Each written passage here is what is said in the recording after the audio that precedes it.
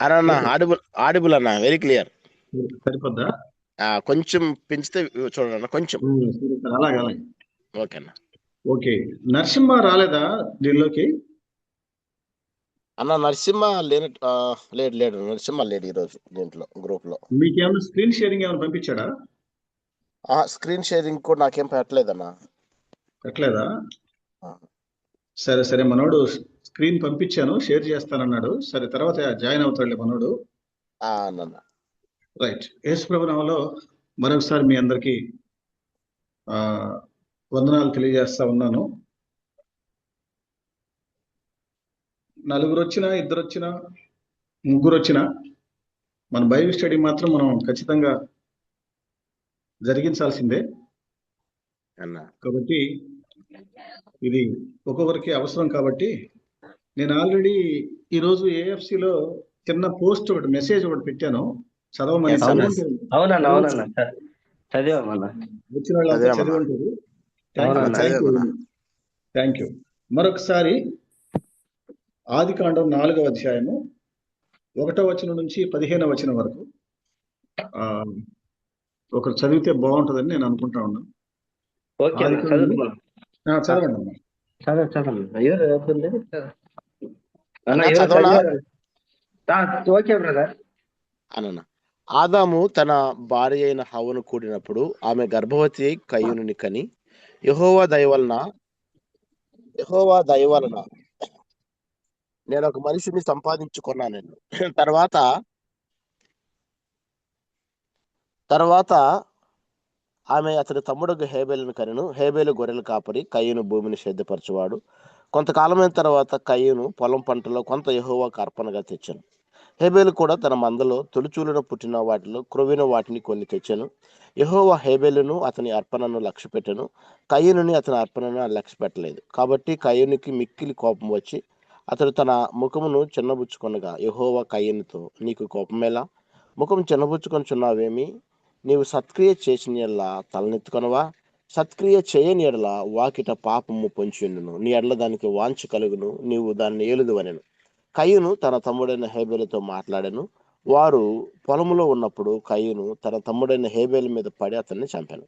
యెహోవా, నీ తమ్ముడైన హేబేలు ఎక్కడున్నాడని కయ్యూను అడుగ్గా, అతడు, నేను ఎరుగను, నా తమ్ముడికి నేను కావలి వాడనా అనెను. అప్పుడు ఆయన, నీవు చేసిన పని ఏమిటి? నీ తమ్ముని రక్తం యొక్క స్వరము నేలలో నుండి నాకు మొరపెట్టుచున్నది. కావున నీ తమ్ముని రక్తమును నీ చేతిలో నుండి పుచ్చుకున్నట్టుకు నోరు తెరచిన ఈ నేల మీద ఉండకుండా నీవు శపించబడినవాడు. నీవు నేలను సేద్యపరిచినప్పుడు అది తన సారమునకు మీదట నీకు ఇయ్యదు. నీవు భూమి మీద దిగులు పడుచు దేశదిమ్మరవై ఉందువు నన్ను. అందుకు కయ్యూను, నా దోష శిక్ష నేను భరించలేనంత గొప్పది. నేడు ఈ ప్రదేశం నుండి నన్ను ఎలగొట్టితివి. నీ సన్నిధికి రాకుండా వెళ్ళిపోయబడి దిగులుపరచు భూమి మీద దేశదిమ్మరనై ఉందును. కావున నన్ను కనుగొని వాడెవడో వాడు నన్ను చంపునని యెహోవాతో అనెను. అందుకు యెహోవా అతనితో, కాబట్టి ఎవడైనను కయ్యూనుని చంపిన యెడల వానికి ప్రతిదండన 7 కలుగుననెను.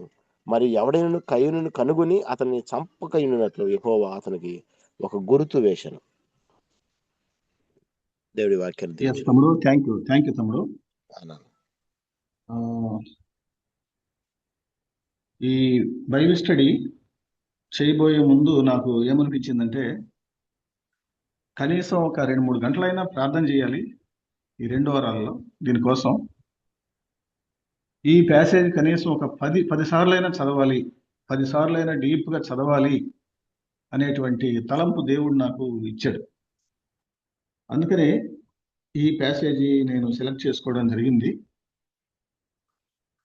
యాక్చువల్గా మనం బైబిల్ చదివేటప్పుడు, మన పర్సనల్ బైబిల్ స్టడీ కానీ లేకపోతే గ్రూప్ బైబిల్ స్టడీ కానీ చేసేటప్పుడు కామెంటరీస్ చూడాలి. కామెంటరీస్ కంటే ముందు తెలుగు బైబిల్ పక్కన పెట్టుకుని ఇంగ్లీష్ బైబిల్ కూడా కొంచెం జాగ్రత్తగా చూడాలి. ఇంగ్లీష్ బైబిల్ కూడా, ఎందుకంటే తెలుగు బైబిల్ ట్రాన్స్లేట్ చేసినప్పుడు ఆదిమ హెబ్రీ గ్రీకు భాష నుంచి తీసుకున్నామని రాసి ఉంది అక్కడ.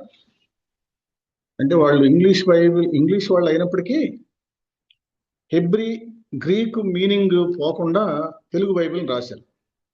అయితే ఇంగ్లీష్ బైబిల్ రాసినప్పుడు హెబ్రీ గ్రీకుతో పాటు అరమాయిక్ ఆ భాషలో ఉన్నటువంటి మీనింగ్ కూడా రాశారు.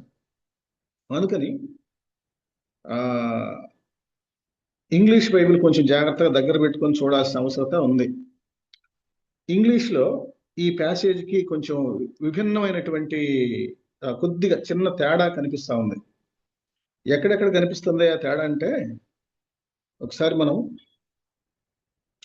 4వ వచనం కనుక చూసినట్లయితే తెలుగు బైబిల్లో ఏముంటదంటే, హేబేలు కూడా తన మందలో తొలిచూలున పుట్టిన వాటిలో రొవ్విన వాటిని కొన్ని తెచ్చును అని రాయబడి ఉంటారు. అదే ఇంగ్లీష్లో ఏముంటదంటే, then Abel brought the first lamb born to one of his sheep, killed it, దాన్ని చంపి, and gave the best parts of it as an offering. First పుట్టిందాన్ని తీసుకొచ్చి దాన్ని వధించి దాంట్లో ఉన్నటువంటి బెస్ట్ పార్ట్స్ దేవునికి ఇచ్చినట్లు ఇంగ్లీష్ బైబిల్లో ఉంటది. ఇంకా తెలుగులో లేనిది ఇంగ్లీష్లో ఏముందంటే, ఇక్కడ తెలుగులో ఏమో ముఖము చిన్నబుచ్చుకున్నావేమి అని ఉంటది. ఇంగ్లీష్లో ఏముంటదంటే స్కోల్డ్, SCOWLED, స్కోల్డ్. చంద్ర ఎలా ప్రొనౌన్స్ చేస్తారు దాన్ని? SCOWLED, scold.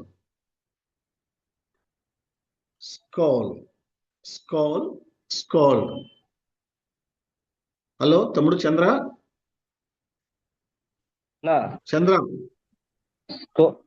స్కోల్డ్ అదే ఈ దీంట్లో KJV వెర్షన్ లో అన్న కంటిన్యూస్ ఫాలెన్ అని ఉందన్న. కౌంటెనెన్స్ ఫాలెన్ అని ఉంది. స్కోల్డ్ అని చెప్పింది. దీనికి ఏమని అర్థం వస్తుందంటే, డిక్షనరీలో లోపల ఎంత బిట్టర్నెస్, ఎంత కోపం ఉందో దాన్ని మొహం మీద చూపిస్తా ఉన్నాడంట. మొహం మీద కనిపిస్తా ఉందంట ఆ కోపం, ఆ బాధపట్ట, చిన్నబుచ్చుకోవడం. తర్వాత ఇంగ్లీష్ బైబిల్లో ఇంకోటి ఏముందంటే,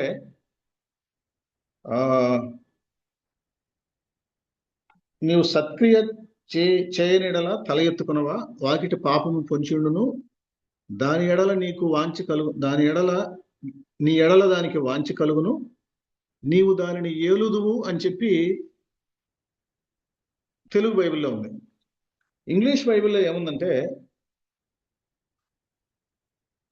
the sin it wants to rule you but you must overcome it అని చెప్పింది. యూ మస్ట్ ఓవర్కమ్ ఇట్, నువ్వు దాన్ని జయించాలి, పాపాన్ని నువ్వు జయించాలి అనేటువంటి విషయం ఇంగ్లీష్ బైబిల్లో ఉంది. తర్వాత తెలుగు బైబిల్లో ఇంకా ఏముందంటే, 8వ వచనంలో కయీను తన తమ్ముడైన హేబేలుతో మాట్లాడెను, వారు పొలములో ఉన్నప్పుడు అని ఉంది తెలుగు బైబిల్లో. ఇంగ్లీష్ బైబిల్లో ఏముందంటే, then Cain said to his brother Abel, let's go out in the field. రారా తమ్ముడు, మనం పొలం వెళ్దాము అని చెప్పి మాట్లాడినట్లు ఉంది. ఎందుకు నేను ఈ విషయాలు చెప్తున్నా మీకు తెలియంది కాదు. ఒక పర్సనల్ బైబిల్ స్టడీ కానీ ఏదైనా మనం చేసుకునేటప్పుడు ఇలాగా దేవుని వాక్యాన్ని జాగ్రత్తగా ధ్యానిస్తా ఉన్నప్పుడు కొన్ని చిన్న చిన్న విషయాలు, కొత్త విషయాలు, మనం ఇంతకుముందు చదవని విషయాలు, వేరే వాళ్ళకి తెలిసి ఉండొచ్చు, మనకి బయలుపడతా ఉంటాయి. సరే, ఈ 1వ వచనం నుంచి 15వ వచనం వరకు మనం చూస్తే కొత్త విషయాలు ఏమి లేవు, ఎప్పుడు మనం చదువుకున్న విషయాలే. బహుశా వీళ్ళు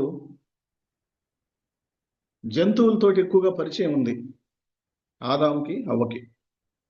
జంతువులతో ఎక్కువగా పరిచయం ఉండటం వల్ల ఆ జంతువుల్లో ఉన్నటువంటి తల్లి, తండ్రి, వాటి పిల్లలు, వాటి ప్రేమ, వాటి పెంపకం, వాటి కేర్ తీసుకోవటం, అవి పని చేసుకోవటం, ఇవి చాలా దగ్గరగా గమనించిన వాళ్ళు. కాకపోతే వీళ్ళు మనుషులు అవ్వడం వల్ల దేవుడు వీళ్ళకి కొంత ఇంటలెక్చువల్ నేచర్ ఇవ్వడం వల్ల వీళ్ళు కొంచెం విభిన్నంగా జీవిస్తూ ఉంటారు. కానీ వీళ్ళు చిన్నప్పటి నుంచి వాళ్ళ పిల్లల్ని కొంచెం స్వతంత్రంగా పెంచినట్లే మనకు అర్థం అవుతుంది. బాల్యం నుంచే గొర్రెలు కాయడం ఒక అతను, బాల్యం నుంచే ఎక్కువగా పొలం పని చేయడం ఒక అతను. బహుశా పొలం పని అనేసరికి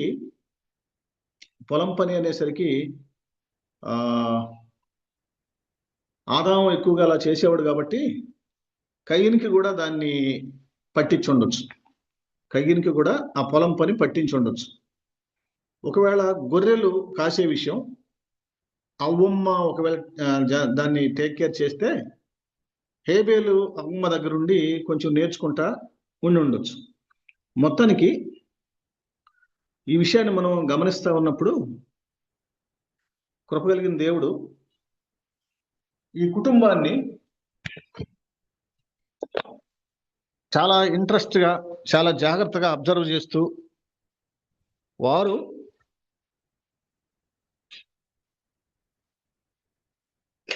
బాధ్యత కలిగినటువంటి వ్యక్తులుగా మలగాలని దేవుడు కోరుకుంటూ దీన్ని చేస్తున్నట్లు మనకి అర్థం అవుతా ఉంటుంది. సో ఇప్పుడు నేను దీని గురించి ఎక్కువగా విడమర్చి చెప్పబోను, కానీ తమ్ముడు నరసింహ కూడా వచ్చాడు, స్క్రీన్ షేర్ చేస్తా ఉన్నాడు, జాగ్రత్తగా మీరు చూడండి. ఈ ప్యాసేజ్ అంతా చదివిన తర్వాత దానికి ఏం పేరు పెడితే బాగుంటుందని నేను అనుకున్నానంటే వీఆర్ అకౌంటబుల్. ఎందుకు ఈ పేరు పెట్టానంటే ఇక్కడ ఉంది 4 వ్యక్తులు, దేవునితో కలిపి 5 వ్యక్తులు ఉన్నారు. ఈ 4 వ్యక్తులకి కొన్ని బాధ్యతలు ఉన్నాయి. ఆదాముకు ఉండే బాధ్యత ఆదాముకుంది, అవ్వమ్మకు ఉండేటువంటి బాధ్యత అవ్వమ్మకుంది, పెద్దవాడైనటువంటి కయ్యనుకు ఉండే బాధ్యత కయ్యనుకుంది, చిన్నవాడైన హేబేలుకు ఉండే బాధ్యత హేబేలుకుంది. అట్ ద సేమ్ టైం వీళ్ళందరినీ పుట్టించి అబ్జర్వ్ చేసి పోషిస్తున్నటువంటి దేవుని మీద కూడా చాలా గురుతర బాధ్యత ఉన్నట్లు మనకు అర్థం అవుతుంది. మన ముందు చాలా చిన్న చిన్న ప్రశ్నలు చాలా కొద్దిగానే ఉన్నాయి. ఒకసారి ఈ ప్యాసేజీని 1 నుంచి 15 వచనం వరకు జాగ్రత్తగా మనం గమనిస్తూ ఉంటే ఈ 4 కాకుండా ఇంకెవరైనా వ్యక్తులు మనకు కనిపిస్తారంటే ఏం కనిపించరు. ఒకవేళ పుట్టినప్పటికీ వాళ్ళని ప్యాసేజీలో ఎందుకో మరి దేవుడు పొందుపరచలేదు. అయితే ఫస్ట్ నేను అడగాలనుకున్నటువంటి ప్రశ్న అడగబోయే ముందు ఒక చిన్న విషయాన్ని చెప్తాను. ఈ ప్యాసేజీలో హ్యూమన్ బాండ్స్ ఉన్నాయి, భవబంధాలు. ఏమేం బంధాలు ఉన్నాయ్యా, సంబంధాలు ఈ ప్యాసేజీలు అంటే దేవునికి ఒక కుటుంబానికి మధ్యలో ఉన్నటువంటి సంబంధం, దేవునికి ఒక వ్యక్తికి మధ్యలో ఉన్నటువంటి సంబంధం, రెండవది భార్యాభర్తల మధ్యలో ఉండేటువంటి సంబంధం, మూడవది తల్లిదండ్రులకు పిల్లలకి మధ్యలో ఉండేటువంటి సంబంధం, నాలుగవది అన్నాదమ్ముల మధ్యలో ఉండేటువంటి సంబంధం. ఈ భవబంధాలు జాగ్రత్తగా ఇక్కడ ఉన్నట్లు మనం గమనిస్తాం. అయితే ఫస్ట్ ఓ చిన్న ప్రశ్న ఒకటి మీకు అడగాలనుకుంటున్నాను. 1వ ప్రశ్న తమ్ముడు స్క్రీన్ షేర్ చేస్తాడు, నరసింహ రైట్. ఈ నలుగురు ఈ కుటుంబ సభ్యులకు దేవుడు కేటాయించినటువంటి పాత్రలు ఏంటి? What are the roles of these 4 family members allotted by God? ఈ 4 వ్యక్తులకు, ఆదాము, హవ్వ, కయ్యను, హేబేలు, ఈ 4 వ్యక్తులకు అసలు దేవుడు ఏర్పాటు చేసిన ప్రాథమిక రోల్స్ అండ్ రెస్పాన్సిబిలిటీస్ ఏంటి? ఎవరి రోల్ ఏంటి? ఒకసారి షేర్ చేసుకుంటారా?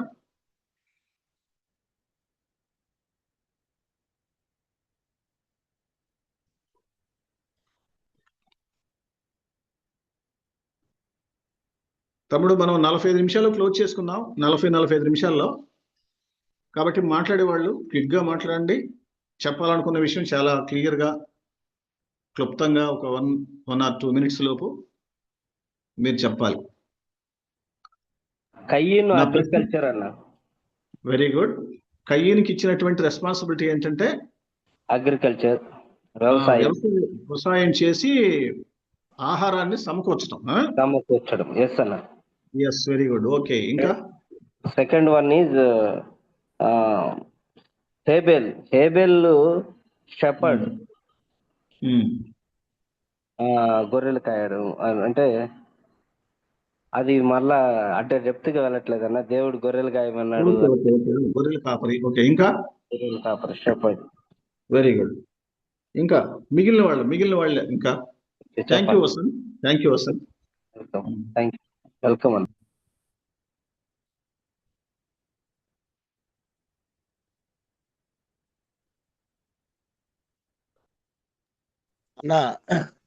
తమ్ముడు చెప్పమ్మా. నా అవ్వ ఆదాము వాళ్ళు పిల్లల్ని పెంచి వాళ్ళని సరిగ్గా పేరెంటింగ్ చేయాలన్నా. Family Nourish, child Nourish. అవునన్నా, వాళ్ళిద్దరి పని అది. Very good. Child nourishment. Child nourishment అన్న. ఓకే.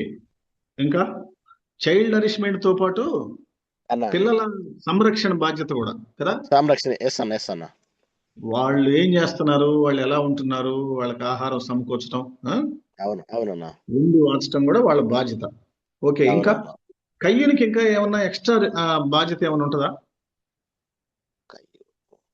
కయ్యనికి?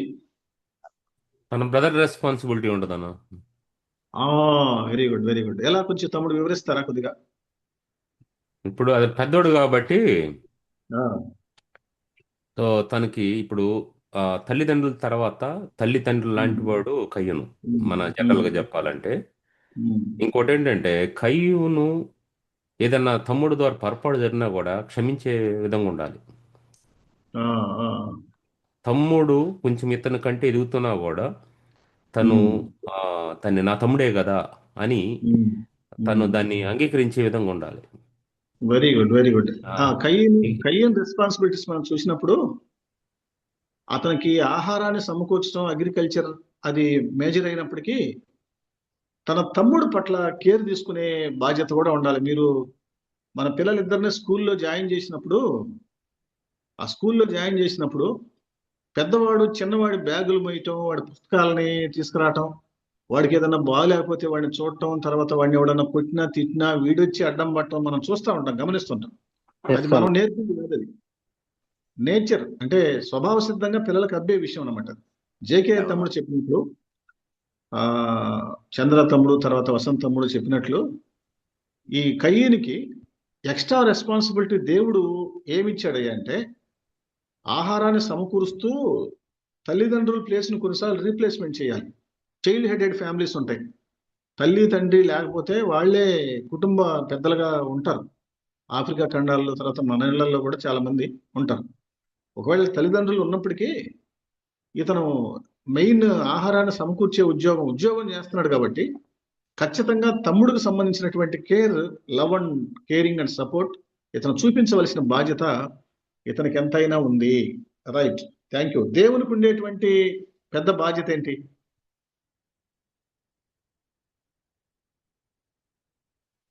అన్న ఇంకొక విషయం ఇది, ప్లీజ్.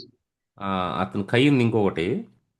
కయ్యూను ఇప్పుడు పెద్దోడు కాబట్టి రెండు చోట్ల నుంచి అతను రక్షించాలి తమ్ముడిని. ఒకటేమో ఎక్స్టర్నల్ అవుట్ సైడ్ నుంచి వచ్చే ఇష్యూని సపోర్ట్, అతను అతన్ని కాపాడాలి, తనకి తమ్ముడికి సపోర్ట్గా. ఎవరైనా ఒక్కోసారి అతను మాట్లాడటం చేత కాకపోవచ్చు, సో ఇదేం చేయాలంటే కాపాడడం జరిగింది లేనో లేకుంటే ఇట్లా మొత్తానికి మొత్తం అతను సేవ్ చేస్తాడు. అదే ఒకటి. రెండోది ఏంటంటే ఇంట్లో తల్లిదండ్రులు ఒక్కోసారి ఆ, వాళ్ళకి వీళ్ళ గురించి తెలియక ఏదైనా అంటే మినిమం సమాచారం బట్టి వాళ్ళు కొంచెం క్విక్గా రెస్పాండ్ అయ్యి కోప్పడతా ఉంటారు. కోప్పడినప్పుడు ఈ పెద్దోడు ఏం చేస్తాడంటే తమ్ముడిని ఒక లేదు ఇటు ఇటు జరిగిందిలే అని కొంచెం వివరణ ఇచ్చి ఇటు కూడా మేనేజ్ చేస్తాడు. That general what I'm seeing in my family as well. Correct. So ఇట్లాగా అతను రోల్ ఎక్కువగా ఉంటుంది అనమాట. అదన్న. Very good, very good. Okay. ఇవన్నీ మనం చూస్తా ఉన్నప్పుడు దేవునికి కూడా చాలా, అంటే దేవుని రూల్స్ రెస్పాన్సిబిలిటీస్ మనం చెప్పేంత వాళ్ళం కాదు, కానీ దేవునికి ఉన్నటువంటి రూల్స్ రెస్పాన్సిబిలిటీస్ ఉన్నాయి. అయితే ఈ నలుగురు వ్యక్తుల యొక్క బాధ్యతలు, వాళ్ళ పాత్రలు గనక జాగ్రత్తగా చూస్తే ఆదాము హవ్వ కూడా ఫెయిల్ అయిపోయినట్టు అర్థమవుతా మనకి. ఎందుకంటే ఫస్ట్ చొరవ తీసుకుంది దేవుడే. కయ్యను హేబేల్ని చంపిన తర్వాత దేవుడే చొరవ తీసుకొని క్వశ్చన్ చేస్తాడు, కానీ వీళ్ళకి తెలియదు పొలంలో జరిగిన విషయం, వీళ్ళిద్దరికి తెలియదు, తర్వాత తెలిసి ఉంటుంది. బహుశా పెంపకం విషయంలో కొద్దిగా వాళ్ళు ట్రైనింగ్ లేకపోవడం వలన, ఫస్ట్ ఫ్యామిలీ అవ్వడం వలన వాళ్ళ రోల్ కొద్దిగా వాళ్ళు మిస్ అయినట్టు మనం చూస్తూ ఉంటాం. తర్వాత హేబేల్, దేవుడు తనకి ఏ రోల్ అయితే ఇచ్చాడో ఎగ్జాక్ట్లీ అతను దానికంటే ఎక్కువే చేశాడేమో అనిపిస్తా ఉంది. కయ్యను మాత్రం అట్టర్ ఫ్లాప్ అయ్యాడు.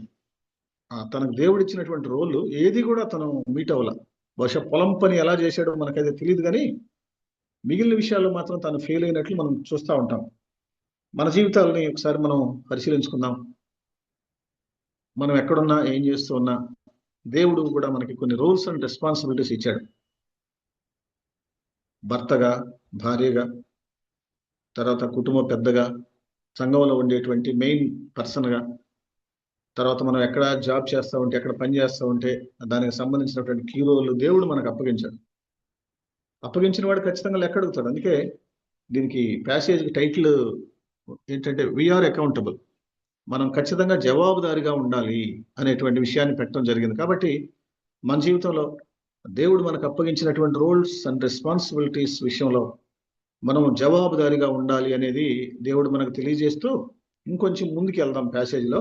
రెండవ ప్రశ్న ఒకసారి మనం చూస్తే, why are we missing the mark on account of giving offerings? ఇక్కడ హేబెలు ఎవరు చెప్పకపోయినా, ఒకవేళ అవ్వమ్మ చెప్పిందో ఆదాం చెప్పాడో లేకపోతే చెప్పింది దానికంటే ఎక్కువ చేశాడేమో, కానీ ఆ పిల్లోడు చేసినటువంటి ఆ కథ, అతను అర్పించిన ఆఫరింగ్ కనుక చూస్తే ఈ రోజుల్లో కూడా పెద్ద పెద్ద గొప్ప గొప్ప వ్యక్తులు కూడా అలా చేయరేమో అనిపిస్తా ఉంది. Wonderful action. మరి మన జీవితాలను గమనించినప్పుడు పెద్దోడు చేయలేకపోయాడు కయ్యను. పెద్దోడికి అసలు బుద్ధి లేదు. ఎందుకంటే ఇతను ఫస్ట్ తొలిచూలు పుట్టిందాన్ని ఎన్నుకోవడంలోనే అతని దేవుణ్ణి ఎలా గౌరవిస్తున్నాడో మనకి తెలిసిపోతా ఉంది. రెండవది, ఇతను దాన్ని చంపిన తర్వాత దాంట్లో ఉండేటువంటి బెస్ట్ పార్ట్స్ దేవుని నాయి కాదు అని చెప్పి అతనికి అనిపించినప్పుడే దేవుని మీద అతనికి ఎంత రెవరెన్స్ ఉందో మనకి తెలుస్తా ఉంది. ఈ విషయాల్ని మన వ్యక్తిగత జీవితానికి అన్వయించుకునేటప్పుడు అర్పణలు కానుకలు అర్పించే విషయంలో చాలాసార్లు తరచూ మనం తప్పిపోతా ఉంటాం. ఎందుకని మనం తప్పిపోతా ఉన్నాం? టైత్ ఇస్తాం అనుకుంటాం, ఇవ్వలేం. దేవుడు మనల్ని బ్లెస్ చేసినంత విధంగా మనం ఇవ్వలేం. కొన్నిసార్లు ఫస్ట్ ఫ్రూట్స్ కావచ్చు, తర్వాత ఎక్స్ట్రాగా దేవుడు మనకి ఇచ్చినటువంటి మేళ్లు కావచ్చు, ప్రతి దాంట్లో కూడా ఎందుకని మనం దేవుడు ఆశించినంత విధంగా అర్పణలు అర్పించే విషయంలో మనం వెనకబడిపోతా ఉన్నాము? Why are we missing the mark on account of giving offerings? అర్పణలు కానుకలు అర్పించే విషయంలో మనం ఎందుకు తప్పిపోవచ్చున్నాము? కొంచెం దీన్ని మనం నలుగురు అందరం కలిపి తలా ఒక పాయింట్ షేర్ చేస్తే బాగుంటుందని చెప్పి అనుకుంటున్నాను.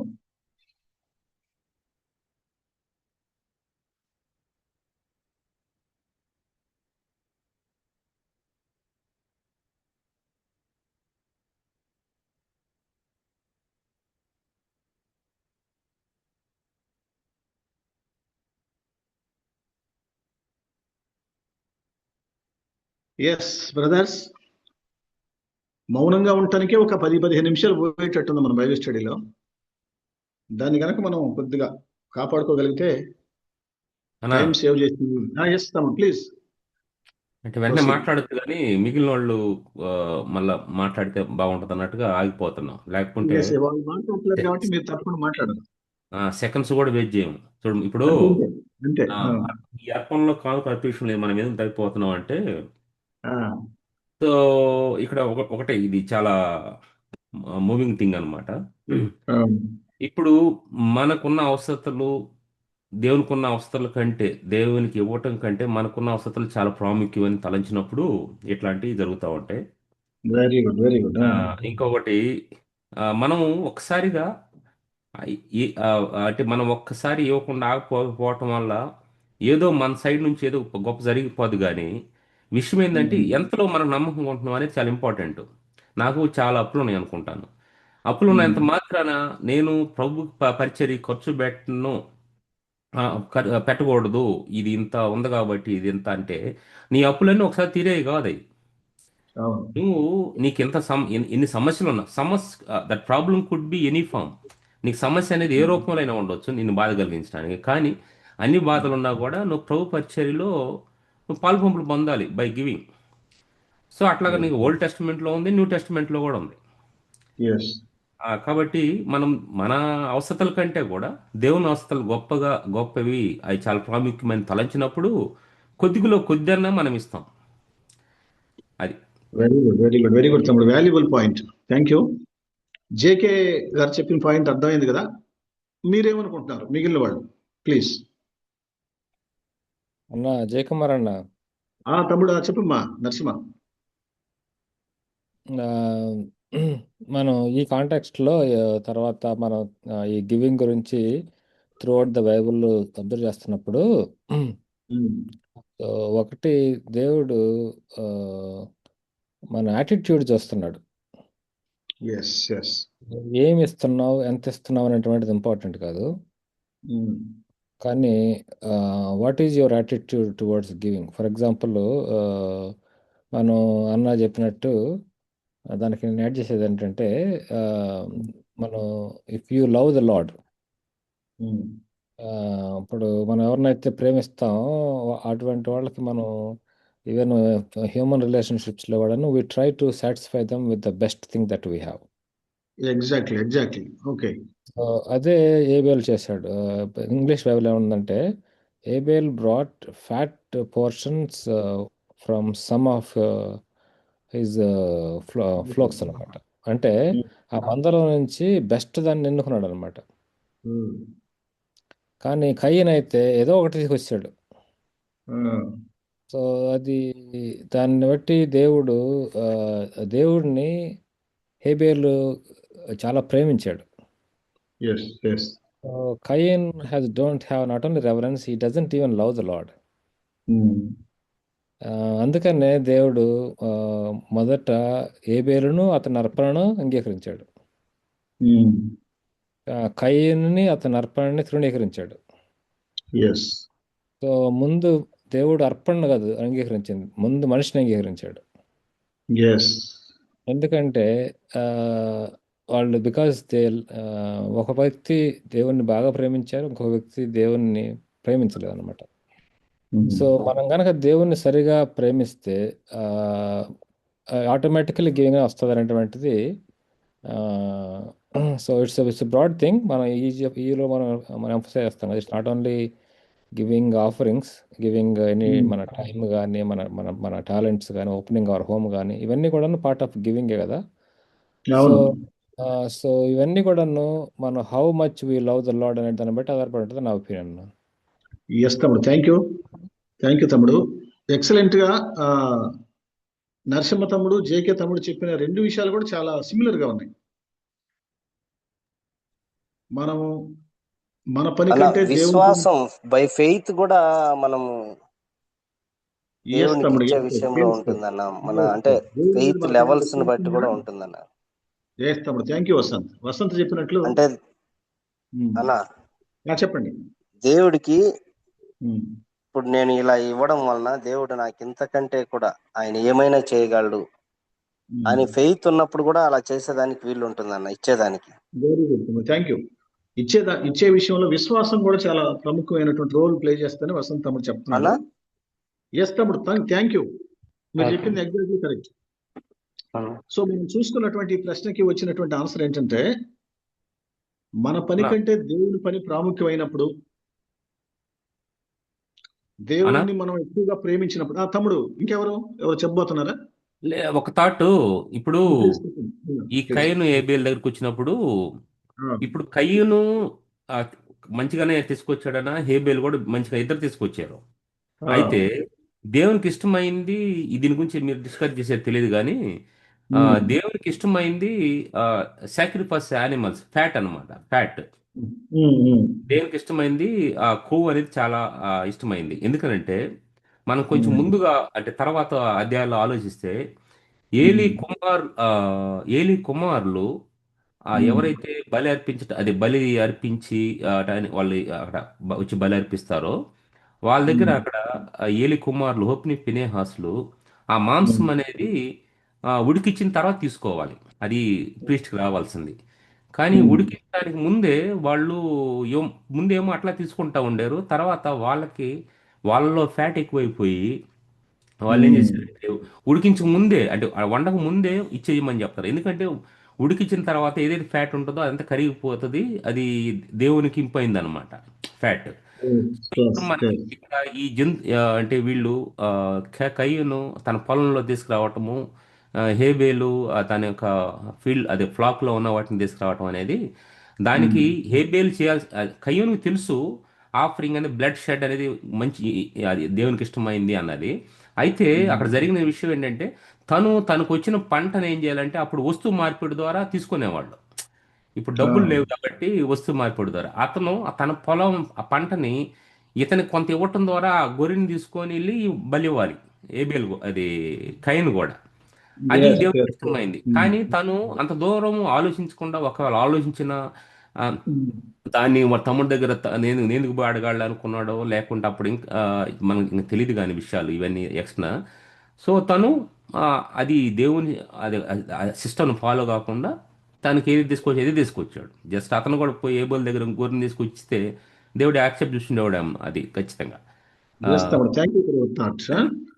Thank you. యాక్చువల్గా అంత టైం పెట్టలేకపోయాడు మనవాడు, ఎందుకంటే దేవుడిని ప్రేమించుంటే, దేవుని పని చాలా ప్రాముఖ్యం అని చెప్పి అనుకొని ఉంటే, దేవుని మీద హేబేలుకున్నంత విశ్వాసం ఉంటే అతను చేసేవాడే. సో ఈ విషయాల్ని మన జీవితాలకు అన్వయించుకున్నప్పుడు, ఆర్ వి లవింగ్ గాడ్? మనం దేవుడిని ప్రేమిస్తున్నామా? దేవుని పని మన పనుల కంటే, మన అవసరాల కంటే ఎక్కువ అని చెప్పి మనం అనుకుంటున్నామా? నేను దేవుడికి ఇస్తే తిరిగి దేవుడు నాకు ఇవ్వగలడు, ఒకవేళ ఆయన ఇవ్వకపోయినా పర్లేదు, ఆల్రెడీ ఇచ్చేసాడు ముందే.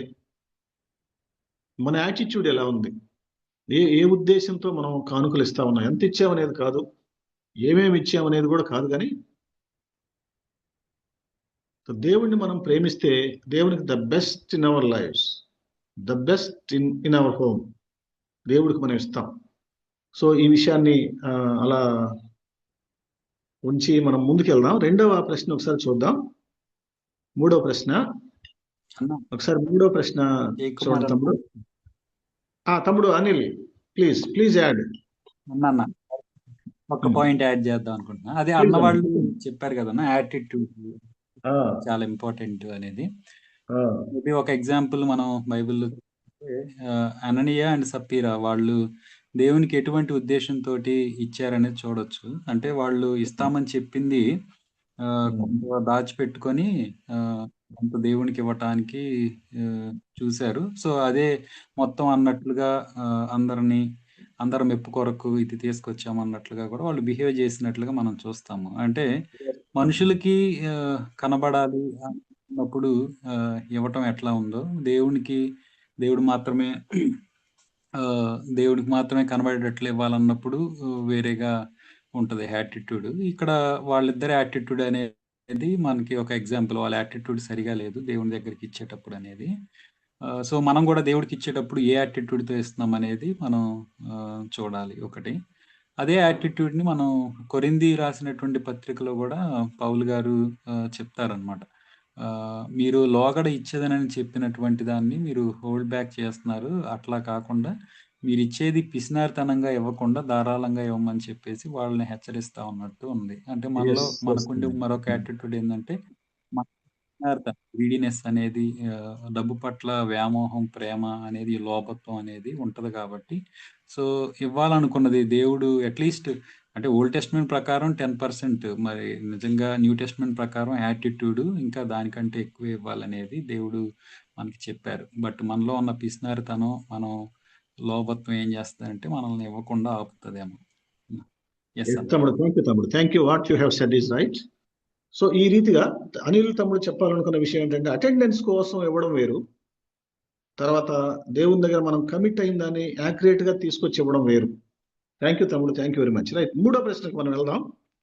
మూడో ప్రశ్న ఏంటంటే, why are we maintaining silence while contain lot of disturbance in our heart? మన హృదయాల్లో ఎంతో అలజడి లోపల ఉంచుకొని కొన్నిసార్లు మనం ఎందుకు మౌనంగా ఉంటాము? ఇక్కడ ఈ ప్రశ్న మనం కొంచెం జాగ్రత్తగా చూడాలా. ఎందుకంటే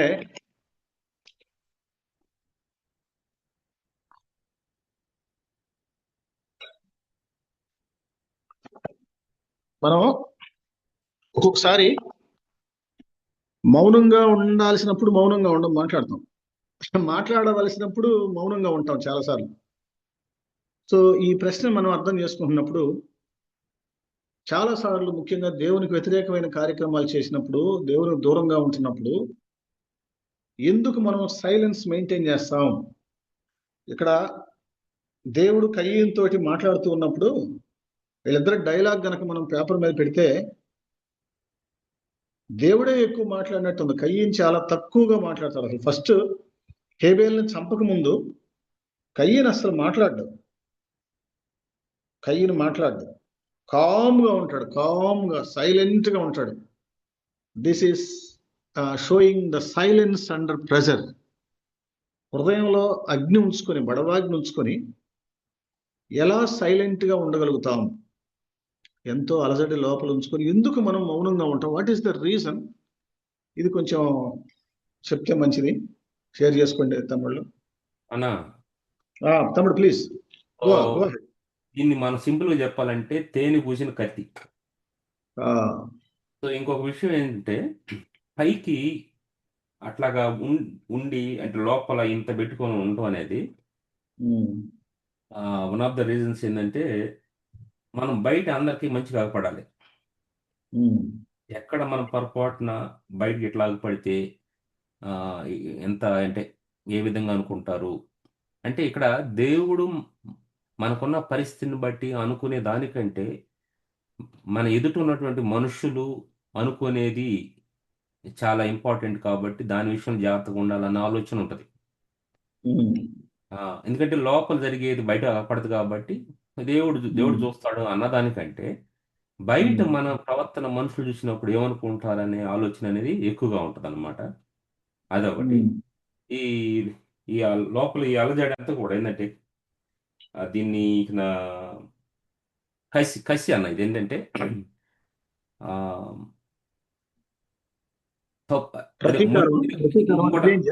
అన్న ఒక్క నిమిషం అది ఏంటంటే మురిగే కుక్క కరవదు అంటారు.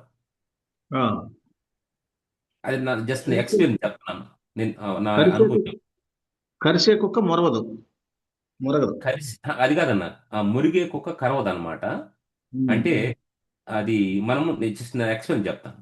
ఇప్పుడు రోడ్డున వెళ్తా ఉన్నప్పుడు చాలా కుక్కలు అరుస్తూ ఉంటాయి కానీ అవి అరిసేయి కరవు త్వరగా, అవి సౌండ్ చేస్తూ ఉంటాయి. కానీ ఒకసారి అట్లా వెళ్తున్నప్పుడు ఒక్కొక్క ఏమీ అరవలేదు నా ముందుకు వచ్చేసింది. దాన్ని నేను చేయన్నాను, అది పక్క వెళ్ళిపోయింది. నేను కొంచెం ఒక 4 స్టెప్లు ముందుకేసిన తర్వాత వెనక్కి వచ్చి కాలు పట్టుకుంది.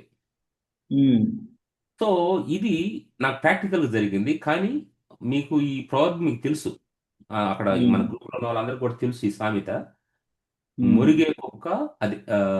మురిగే కుక్క కరవదని.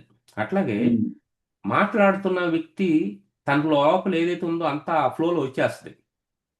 కానీ మాట్లాడకుండా సైలెంట్గా ఉన్న వ్యక్తి ఆ లోపల అదేనేది ఆ పగ అనేది, కసి అనేది స్టాగ్నెంట్ అయిపోయి ఉంటుంది. ఇంకోటి ఏంటంటే మనకి ఇప్పుడు ఫ్లోయింగ్ వాటర్ ఉంటుంది కదన్న, నీరు ప్రవాహం ఉంటుంది కదా, ఆ నీరు ప్రవాహం కూడా ఇప్పుడు కూడా స్వచ్ఛంగా ఉంటుంది. కానీ ఎక్కడైతే నీరు ఉంటుందో అక్కడ పచ్చగా ఉంటది. అది దాని ద్వారానే సమస్యలు వస్తాయి. అట్లాగే ఈ మనిషి ఆలోచనలో ఇంత పెద్ద తుఫాను పెట్టుకొని, ఇంత పెద్ద అసూయ పెట్టుకొని, ఇంత పెట్టుకొని తను అట్లా మౌనంగా ఉండటం వల్ల దాని నుంచే ఈ యొక్క లేనిపోయినటువంటి ప్రమాదకరమైన ఆలోచనలు అనేది వచ్చేసినాయి. Very good, very good. Thank you. Yes, ఇప్పుడు మీకు అర్థమై ఉంటుంది విషయం. అంటే మేమేదో మర్మాలు బోధించట్లేదులే, మనకు తెలిసిన విషయాలే మనం చూసుకుంటున్నాం. వాస్తవానికి ఇతను ఓపెన్ అవ్వాల. అర్పణ అర్పించిన వెంటనే దేవుడు ఇతను రిజెక్ట్ చేసిన వెంటనే తమ్ముడు దగ్గరికి వెళ్ళి, తమ్ముడు నాది ఎందుకు రిజెక్ట్ చేశాడు రా, నీది ఎందుకు తీసుకున్నాడు రా అని చెప్పి తమ్ముడినైనా అడగాలి, దేవుడినైనా అడగాలి. అడగలేదు. దేవుడే చొరవ తీసుకొని మాట్లాడేటప్పుడు కూడా మౌనంగా ఉంటాడు. అంటే ఇతని లోపల అగ్ని రగులుకుంటా ఉందన్నమాట. ఎప్పుడు పర్వతం పేలుద్దో ఎవరికి తెలియదు. మన జీవితాల్లో మనం ఎందుకు కాముగా ఉంటామని చెప్పంటే జేకే ఎక్స్ప్లెనేషన్ ఇచ్చారు. ఇంకా ఎవరన్నా దీనికి ఏమైనా యాడ్ చేస్తారా?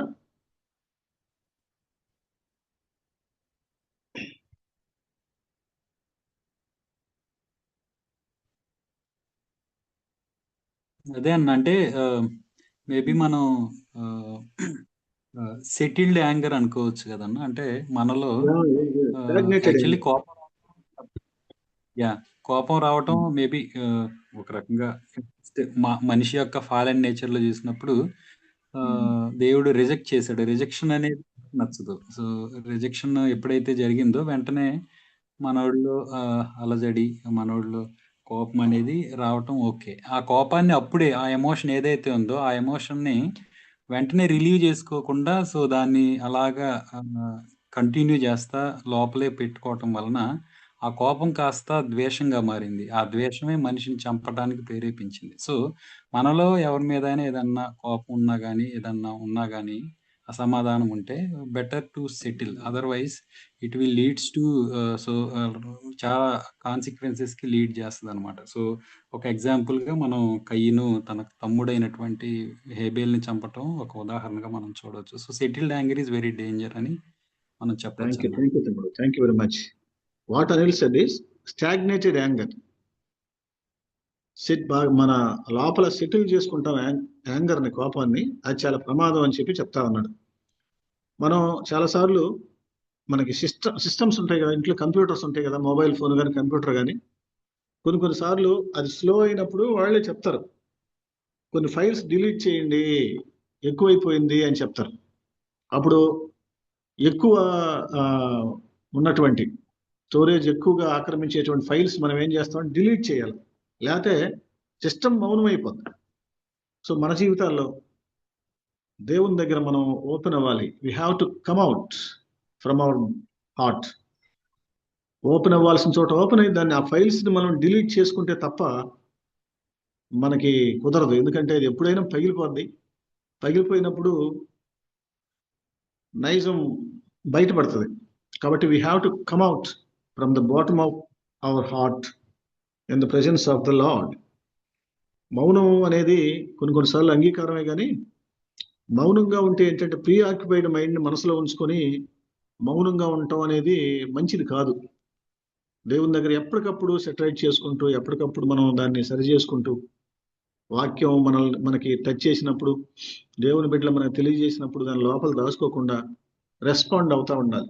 ఎదుటి వ్యక్తి మనల్ని క్వశ్చన్ చేసేటప్పుడు వీ హ్యావ్ టు రెస్పాండ్. వాక్యం మనల్ని ప్రశ్నించేటప్పుడు we have to respond. So ఈ విషయంలో కయ్యను ఫెయిల్ అయిపోయాడు. మనం ఆ విధంగా ఉండకుండా ప్రభువు తన కృపను మనకు చూపించను గాక. మనకు సమయం తక్కువగా ఉంది. ఆ 4వ ప్రశ్నకి వెళ్దాం. 4వ ప్రశ్న, right. What is the root cause of this pathetic situation?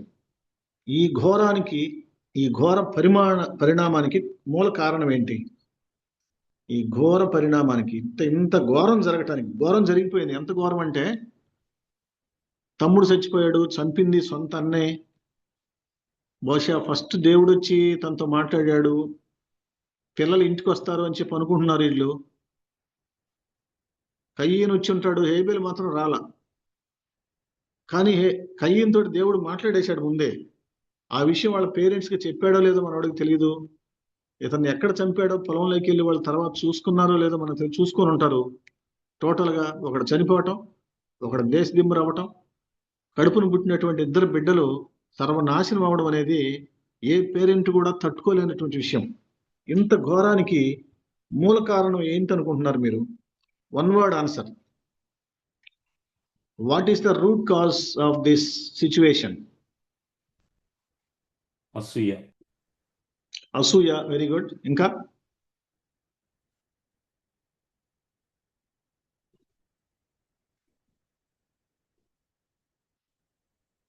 ఇంకా మాట్లాడిన తమ్ముళ్ళు ఎవరన్నా ఓపెన్ అవుతారా ప్లీజ్? మాట్లాడిన వాళ్ళు కూడా అందరూ, జేకే గాని, నరసింహ గాని, చంద్ర, వసంత్, అందరూ మీరేమనుకుంటున్నారు? అసలు రూట్ కాజ్ ఏంటి? మూల కారణం ఏంటి అనుకుంటున్నారు మీరు? అసూయ అని చెప్పారు, ఇంకా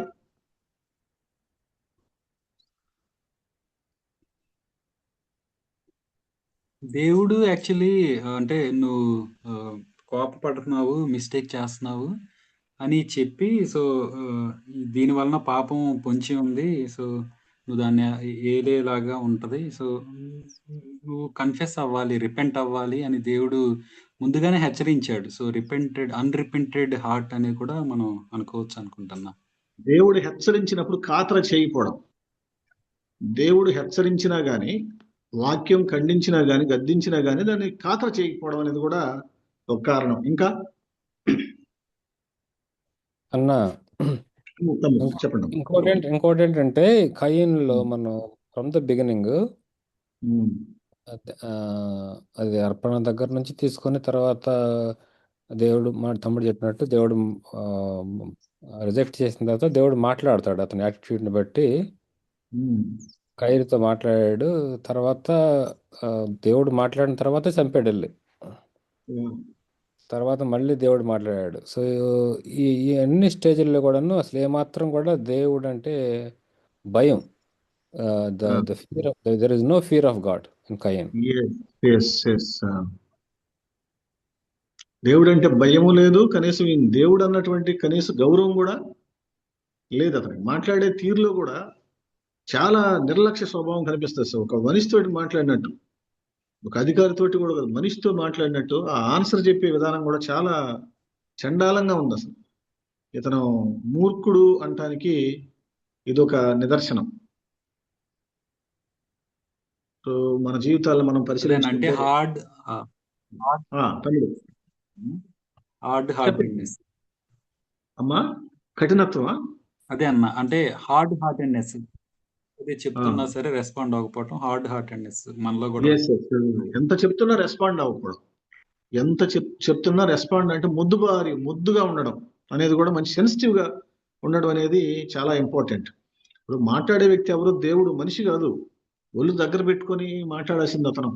సరేనయ్యా తప్పు అయిపోయిందయ్యా అని అంటలేదు.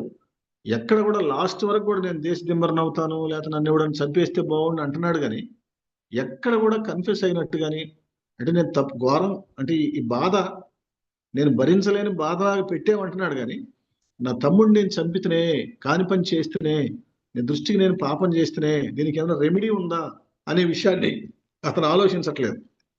కాబట్టి మన జీవితంలో మనం ఒకసారి చూసుకుంటే మూర్ఖత్వం, కఠినమైనటువంటి హృదయం, సెన్సిటివ్నెస్ కోల్పోయేటువంటి తత్వం ఉన్నప్పుడు మనం కొంచెం చాలా జాగ్రత్తగా దూరంగా ఉన్నామేమో అనిపిస్తుంది కొన్నిసార్లు. ఇంకెవరు చెప్పబోతున్నారు? ప్లీజ్ తమ్ముడు. మరి ఇప్పుడు ఇతనికి కయ్యూను అతని అర్పణ అంగీకరించలేదు కాబట్టి, ఎవరు అంగీకరించలేదు? ఏబేలు అంగీకరించలేదా? దేవుడు అంగీకరించలేదా? దేవుడే కదా. దేవుడు అంగీకరించలేదు. ఇప్పుడు నీకు తమ్ముడితో సమస్య ఉంది, నీకు ఎవరు అంగీకరించలేదు, ఆయన దగ్గర పోయి మాట్లాడు. ప్రభా, తెలుసుకోవాల్సిన దేవుని దగ్గర కదా. అవును కదా. ఇప్పుడు నీ కనెక్షన్ అతనితో, ఇప్పుడు తమ్ముడు ఏమి అక్కడ పోయి అడ్డం పడలేదుగా దేవుడు చేస్తానంటే. సో తను రెస్పాన్సిబిలిటీ ప్రకారం తను చేశాడు. నీ రెస్పాన్సిబిలిటీ ప్రకారం నువ్వు చేయాల్సిన క్రమంలో చేయకుండా వేరే చేసావు. దేవుని అడుగు, దేవుడు నీకు చూపిస్తాడు. దాని తర్వాత నువ్వేం చేయాలో చెయ్యి. సో అది మిస్ అయిపోయింది. అంటే నీకు దేవునికి మధ్య సంబంధమే కరెక్ట్ చూసుకోవాలి. కానీ వేరే వాళ్ళు ఎందుకు అంగీకరించేవు, వాళ్ళకి ఎందుకు ఆశీర్వదించేవు, వాళ్ళకి ఎందుకు ఇచ్చేవు, వాళ్ళకి ఎందుకు ఎట్లా చేసేవు అని అనవసరంగా పెట్టుకుంటే అక్కడ సమస్య. ఇది ఎట్లాంటిదంటే మనకి ఇంకొక సామెత ఉంది, అత్తమైన కోపం దుత్తమైన చూపించాడంట. సమస్య అత్తతో ఉంది. గో అండ్ టాక్ టు అత్త. And know just what is the root cause, why, what are the issues, how to resolve, నా సైడ్ నుంచా నీ సైడ్ నుంచా అని మాట్లాడుకొని చేసుకోవాలి. అంతేగాని అది నీళ్ళు నిలువ పెట్టుకొని అనేక పనులకు ఉపయోగించే దుత్త ఏం చేసింది? సో ఇప్పుడు ఇతను చేసిన పని అదే అనమాట. తమ్ముడు, నేను ఫెయిల్ అయితే ఫెయిల్ అయినాడు కానీ వాడు అవతలోడు పాస్ అయ్యాడే అని చెప్పి బాధ. అవును. కాబట్టి మన జీవితాలను మనం ఒకసారి పరిశీలించుకుందాం. దేవునితోటి కరెక్ట్ గా కయ్యని గనక సంబంధం ఉండుంటే అసలు ఇదంతా జరిగి ఉండేది కాదు. దేవునితోటి మొదటి నుంచి సంబంధం లేదు, అందుకని ప్రేమ లేదు, అందుకని దేవుని పని అంత ముఖ్యమైనది కాదనుకుంటున్నాడు. దేవునితోటి ఎలా మాట్లాడాలో కూడా ఇంగిత జ్ఞానం లేదు అని చెప్పి అంటే ప్రార్థన చేసే వ్యక్తి కూడా కాదనిపిస్తా ఉంది. సో మన జీవితాలను ఒకసారి చూద్దాం. ఏదైనా ఒక చిన్న డిస్ట్రాక్షన్ జరిగినప్పుడు, డిస్టర్బెన్స్ ఏదైనా జరిగినప్పుడు మనం మూల కారణాల్లోకి వెళ్ళాలి, మూలాల్లోకి వెళ్ళినప్పుడు మనకేం కనిపిస్తుంది అంటే ఎక్కడో దేవునితోటి సంబంధం కట్ అయింది, నేను దేవుణ్ణి గౌరవించే దగ్గర ఎక్కడో కట్ అయిపోయింది అనేటువంటి విషయం మనకు అర్థం అవుతుంది. ఈ విషయాల్ని కృప కలిగిన దేవుడు మనకు తెలియజేయను గాక. 5వ ప్రశ్నలోకి వెళ్దాం. Maybe this is the last question. జవాబుదారితనం అనగానేమి? ఏ విషయాల గురించి మనం లెక్క అప్పగించాలి? What is accountability? In what issues we will have to give an account to God? Accountability, జవాబుదారితనం అంటే ఏంటి అసలు? మన విషయంలో, కయ్యని విషయం ప్రక్కన పెడదాం, మన విషయాల్లో ఏ ఏ విషయాల గురించి మనం లెక్క అప్పగించాలి దేవునికి? ఇట్ ఈస్ ఎ రెస్పాన్సిబిలిటీ అన్న. Yeah, accountability. రెస్పాన్సిబిలిటీయా? ఎస్ అన్న, రెస్పాన్సిబిలిటీ టు గాడ్. దేవునికి బాధ్యతగా ఉండడం. అసలు వాట్ ఈజ్ అవర్ ఫంక్షన్స్ అనేది మనం నిర్వర్తించడం అన్న, అది ముందు మెయిన్. అంటే towards to God throughout the world. మనం ఈ ప్రపంచంలో మనకు కేటాయించిన విధులను మనం నిర్వర్తిస్తూ దేవుని పట్ల ఎలా ఉంటున్నాం అనేది అకౌంటబిలిటీ అని. థ్యాంక్ యూ తమ్ముడు, థ్యాంక్ యూ, వెరీ గుడ్. తమ్ముడు చెప్పు చంద్ర ప్లీజ్. అదేనా అంటే మనము జనరల్గా ఈజీఎఫ్ లో ఈలో మనం స్టీవర్డ్షిప్ గురించి ఎక్కువ వింటా ఉంటాం కదనా. అవును, గృహ నిర్వాహక. ఎస్ అన్న, అందులో కూడా మనం ఇదే చూస్తామన్న. అంటే జవాబుదారుతనం అంటే దేవుడు మనకు ఏదైతే అప్పగించిండో దాంట్లో నమ్మకంగా చేయడం అన్న. నమ్మకంగా ఉన్నాడు. దేవుడు ఇచ్చిన పని, అప్పగించిన దాన్ని ఒక విధంగా చెప్పాలంటే దేవుడు మనకు అప్పగించిన పనిని చక్కగా చేయడం. Very good, very good. ఇది అకౌంటబిలిటీ కదా. అవునన్నా. ఏ ఏ విషయాల్లో మనం ఎక్కువగా తప్పిపోతా ఉంటాం దేవుడు మనకు అప్పగించిన పనుల్లో? నేను అనుకుంటాను చాలా సార్లు ఫ్యామిలీ విషయాలు బ్రహ్మాండంగా చూస్తాం మనం.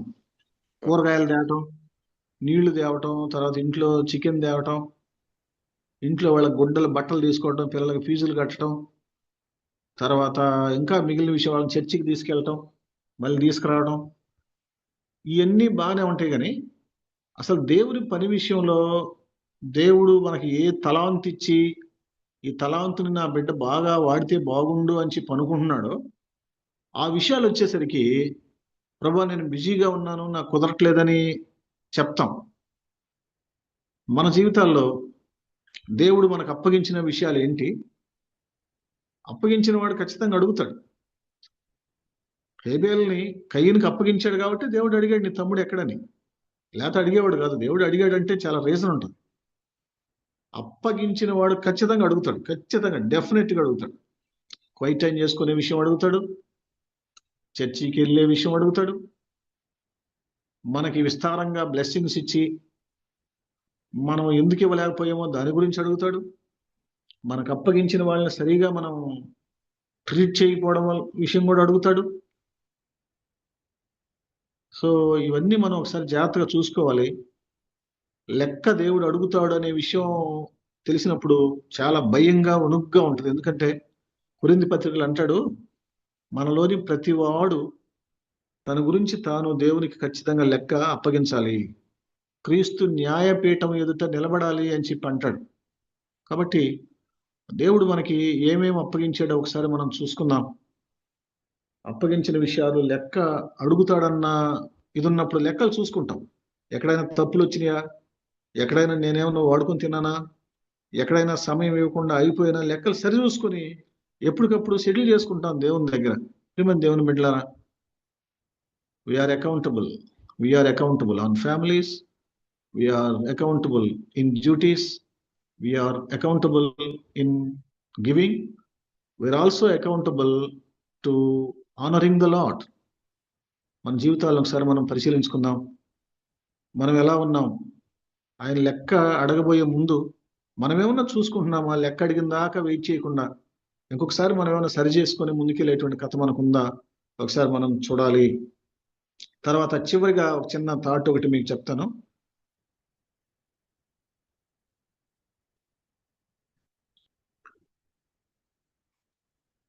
తమ్ముడు లాస్ట్ పాయింట్ ఒకటి చూడండి నరసింహ. రైట్, ఇక్కడ ఈ కుటుంబాన్ని శాంతి సమాధానాలతో ఉండడం కోసం దేవుడు పుట్టించాడు అవ్వని ఆదాముని వాళ్ళిద్దరు బిడ్డల్ని. కానీ వాళ్ళు ఈ జరిగినటువంటి విషయం ద్వారా ప్రశాంతతను కోల్పోయారు.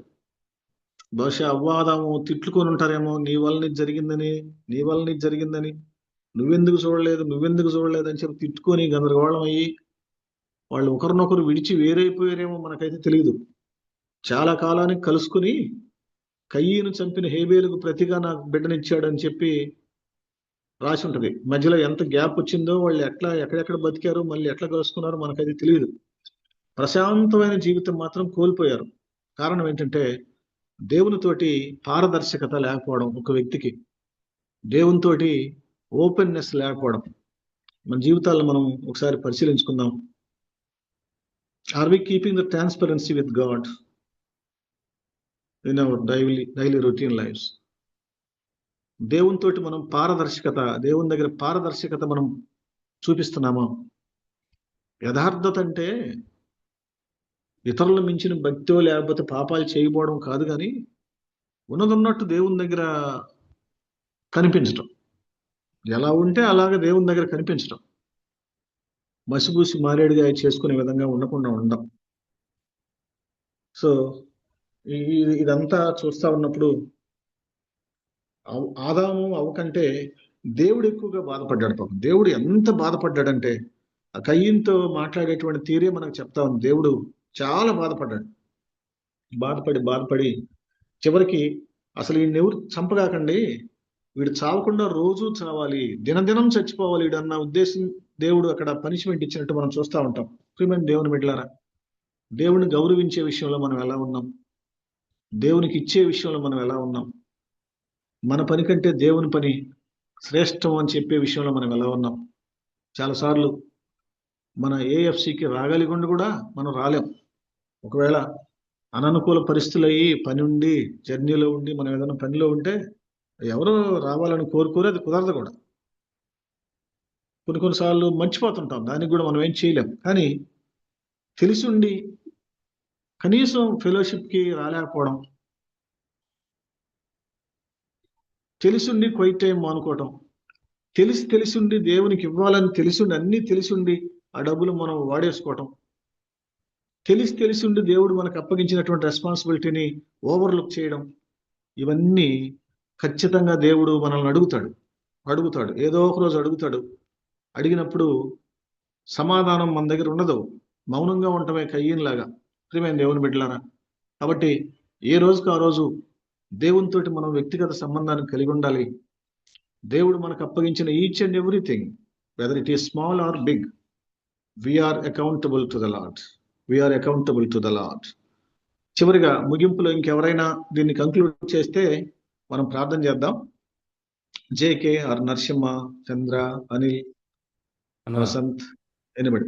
JK please. తమ్ముడు వసంత్ చెప్పమ్మా. నరసింహ. ఎఫ్ఎస్సి 4:26-27 అన్నా రెఫరెన్స్ చెప్పండి తమ్ముడు.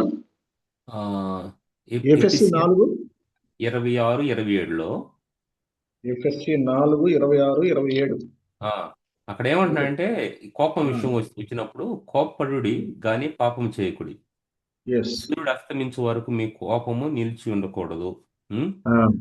అట్లా నిలిచి ఉన్నప్పుడు 27లో అపవాదికి చోటు ఇవ్వకుడి. అది ఈ కోపం నిలిపించుకోవటం వల్ల అపవాది చోటు ఇచ్చినట్టు అయిపోద్ది. వీళ్ళంతవరకు మాట్లాడుకుంటే ఏదో ఒక రూపంగా మాటలు బయటకు వస్తే రిలీజ్ అయిపోద్ది. అదొకటి. ఇంకొకటి, పరుల పాపంలో పాల్పంపులు పొందొద్దు. ఇప్పుడు ఒక సహోదరుడు ఇంకో సహోదరుడికి వ్యతిరేకంగా కొన్ని చెప్పి అతను కొంచెం ఎదుగుతున్నాడు కాబట్టి తనని మనం ఇట్లా డిఫేమ్ చేద్దాం అన్నప్పుడు అవును అంతే అని దానితో సమ్మతంగా ఉండకూడదు. ఇప్పుడు అతని టైం కాబట్టి దేవుడు the measure of obedience, the measure is obeying that accordingly God will give him opportunities, he will grow. దేవుడు తనకున్న ఆత్మీయ ఎదుగుదలను బట్టి, దేవుడితో ఉన్న సంబంధాన్ని బట్టి దేవుడు అవకాశాలు ఇస్తున్నాడు, అది ఎదుగుతున్నాడు. అది కంటిన్యూగా ఉండకపోవచ్చు. రేపటి దినాన ఒకసారిగా దావీదులాగా పెద్ద ఎత్తుకి దిగిపోయి ఒకసారి పడిపోయే అవకాశాలు బోల్డ్ మనుషులకు ఉంటాయి. The experience of valleys, experience of hills అనేది కామన్.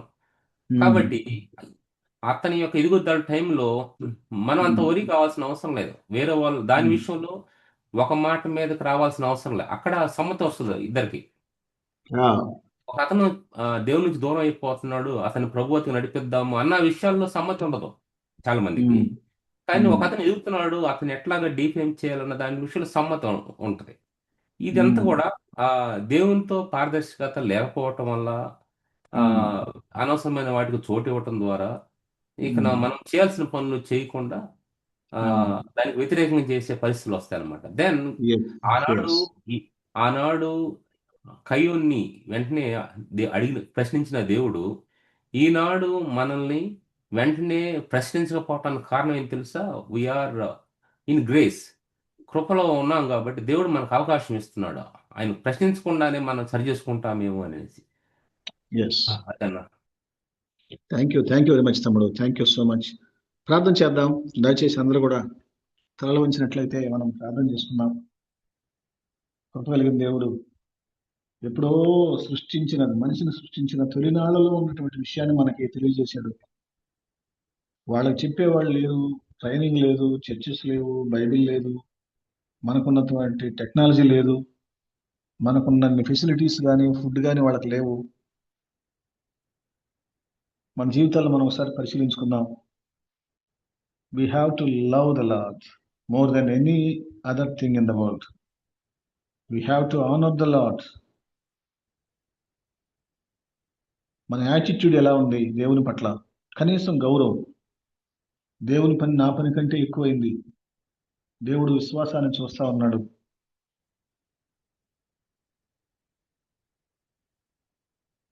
అటెండెన్స్ కోసం కాదు, నేను చేసే పని క్వాలిటీగా ఉండాలి, హృదయపూర్వకంగా ఉండాలి. దేవుడు చూస్తున్నాడు నన్ను.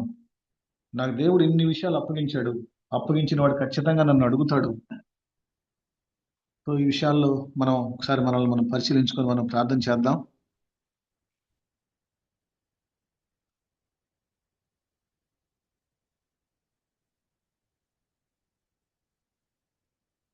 తమ్ముడు శాలేం తమ్ముడు ప్రార్థన చేస్తారా? చేస్తానన్నా. ప్లీజ్ తమ్ముడు, ప్లీజ్ ప్రార్థన చేయండి. జీవం కలిగిన తండ్రి, ప్రేమ కలిగిన మా ప్రభువా, మీ ప్రియకుమారుడైన యేసు క్రీస్తు వారి ద్వారా అయోగ్యులమైన అల్పులమైన మాకు మీరు రక్షణ భాగ్యాన్ని ఇచ్చారు, నిత్య జీవాన్ని మాకు అనుగ్రహించారు. అందుని బట్టి మీకు ఎంతగానో కృతజ్ఞులమై ఉన్నాం తండ్రి. ప్రభా, ఆది కాండంలో నుంచి కొద్దిగా లేటుగా జాయిన్ అయిన నన్ను దయతో క్షమించండి ప్రభా. చక్కని వర్తమానాన్ని మేము వినలేకపోయాము, మిస్ అయ్యాము. దీన్ని బట్టి పశ్చాత్తాపడుతూ ఉండగా నన్ను క్షమించమని ప్రార్థన చేస్తూ ఉన్నాను ప్రభా. మేము బాధ్యత వహించవలసిన వారమైనా, జవాబుదారితనంగా ఉండవలసిన వారమై ఉంటుండగా ప్రభా, మాకిచ్చిన జీవితాన్ని బట్టి, వ్యక్తిగత జీవితాన్ని బట్టి, మా ఆత్మీయతను బట్టి, మా కుటుంబాలను బట్టి, మాకు మీరు అప్పచెప్పిన పరిచర్యను బట్టి, మాకిచ్చిన ఆర్థిక వనరులను బట్టి, మా పనిని బట్టి ప్రతి దానికి జవాబు చెప్పాలని భయం కలిగిన వారమై మీ ఆత్మదేవుడు మమ్మల్ని హెచ్చరిస్తున్న కొలది ప్రభా, మమ్మల్ని సరిచేస్తున్న కొలది, మమ్మల్ని బాగు చేస్తున్న కొలది మేము మీ వాక్యానికి లోబడి, సత్యానికి లోబడి, జీవవాక్యం వెంబడించే వారంగా మా జీవితాలు ఉండటానికి కృప చూపించమని ప్రార్థన చేస్తూ ప్రతి శనివారం ఇలాగూ ప్రభా వాక్యం ద్వారా బలపడటానికి మీరు ఇచ్చిన మంచి ప్లాట్ఫామ్ బట్టి మిమ్మల్ని స్తుతిస్తూ, మీ దాసుడు అన్న చెప్పిన వాక్యాన్ని బట్టి కృతజ్ఞతాస్తుతులు చెల్లిస్తూ, మీ చిత్తమైతే మరొక తరుణంలో మేమందరం కలుసుకొని మీ నామాన్ని బట్టి స్తుతిస్తూ, ఆరాధిస్తూ, గణపరచడానికి సహాయం దయచేయమని, ఈ ప్యానెల్లో ఉన్న టీం సభ్యులందరినీ మీరు దీవించి ఆశీర్వదించమని, వారిని వారి పరిచర్యలను మీరు జ్ఞాపకం చేసుకోమని మా ప్రభువైన యేసు క్రీస్తు నామములో వేడుకొని ప్రార్థిస్తున్నాం మా తండ్రి. ఆమేన్. ప్రార్థించిన శాలేం దాస్ తమ్ముడికి థ్యాంక్స్ తెలియజేస్తున్నాను. తర్వాత అవకాశం ఇచ్చినటువంటి AFC కమిటీకి థ్యాంక్స్ తెలియజేస్తా ఉన్నాను. ఈ బైబిల్ స్టడీలో పాల్గొని వాల్యుబుల్ పాయింట్స్ చెప్పినటువంటి మీ అందరికీ వందనాలు. ఈ క్వశ్చన్స్ ఇవన్నీ కూడా ప్రిపేర్ చేయడానికి, స్లైడ్స్ ప్రిపేర్ చేయడానికి, థాట్స్ ఇవ్వడానికి నరసింహ తమ్ముడు కూడా నాతో కలిసి పనిచేశాడు. ఇది టీం వర్క్ ఇది. కాబట్టి నరసింహ తమ్ముడు కూడా ప్రత్యేకంగా థ్యాంక్స్ తెలియజేస్తూ, ఓవర్ టు చంద్ర. సమయం ఎక్కువ తీసుకుంటూ క్షమించండి. లేదన్నా, ఇన్ టైంలోనే ముగించారు ఆల్మోస్ట్.